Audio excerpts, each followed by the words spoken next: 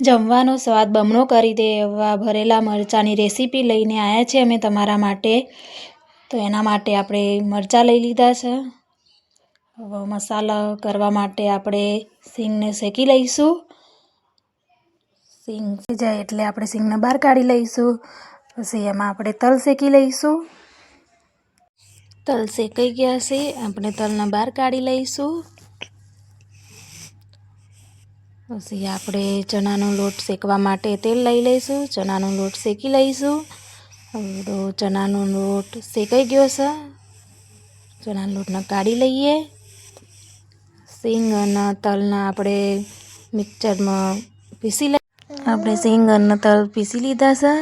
હવે લસણ ટીચેલું નાખી દઈશું, હળદર, લાલ મરચું પાવડર, સ્વાદ અનુસાર મીઠું, ધાણા પાવડર, તેલ નાખીને આપણે લોટને મિક્સ કરી લઈશું। ધાણા નાખીને ફરીવાર મિક્સ કરી લઈએ। પછી આપણે બધા મરચાં ભરી લઈશું। આપણા બધા મરચાં ભરીને તૈયાર થઈ ગયા છે। આવી રીતે આપણે બધા મરચાં ભરી લીધા છે। આપણે હવે તેલ લઈ લઈએ વઘાર કરવા માટે। તેલ આવી ગયું છે, હિંગ નાખી દીધી છે આપણે। હવે આપણે મરચાં નાખી દઈશું। આપણે બધા મરચાં નાખી દીધા છે, આને થવા દઈશું।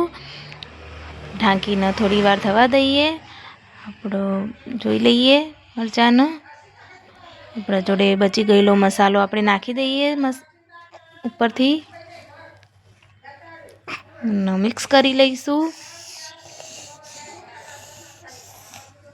મિક્સ કરી લીધો છે, આપણે ઢાંકીને 10-15 મિનિટ સુધી થવા દઈએ મરચાંને। આપણા ભરેલા મરચાં થઈ ગયા છે તૈયાર, જુઓ।